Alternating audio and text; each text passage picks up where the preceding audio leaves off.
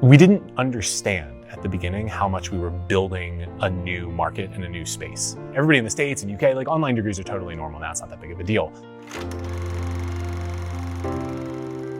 In China, it needs a much stronger customer service experience. They expect to be called in a minute. When they register for something, they expect everything to be high-level boutique to make sure that they're getting personal interaction. It's usually from phone calls, text messages somewhat too, a huge difference. And we've had to build a lot of systems and support structures around that to make people feel very comfortable on the way in. So that's number one. Number two is that the quality of engineers over in China to build the technology that we're working with is actually incredibly high and very rapid to innovate. And so we have an engineering team that has been really exceptional. I mean, we had to build a learning management system and a CRM over in China. That's something that I was actually not familiar with before we built Beacon. The Chinese market right now is at the front edge of that. They're the first time they've heard of online degrees, right? Because there's no real online degrees available from Chinese domestic universities. So for a lot of these people, they're really excited, super enthusiastic, really interested. And from a company perspective, we've had to really adjust a lot of our marketing and our resources at home to build that trust quickly, because the students expect a very high level. Building trust in new markets takes a lot of front end work.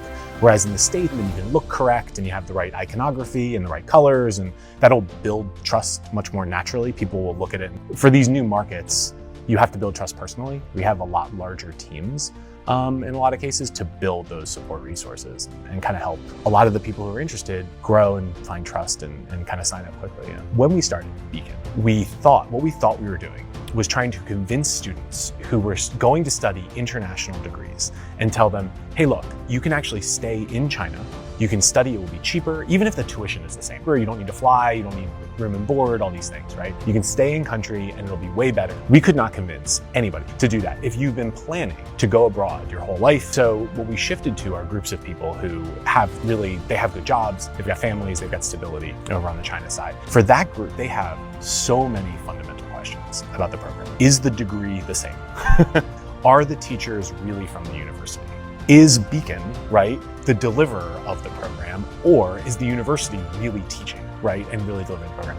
Am I a full university student, right? Do I get a student ID card? Do I get access to the libraries? If I go to campus, will I be welcomed as a real student, right? That kind of, we could tell them all this stuff. Yeah, don't worry. We are actually working on this program. The degree is actually real.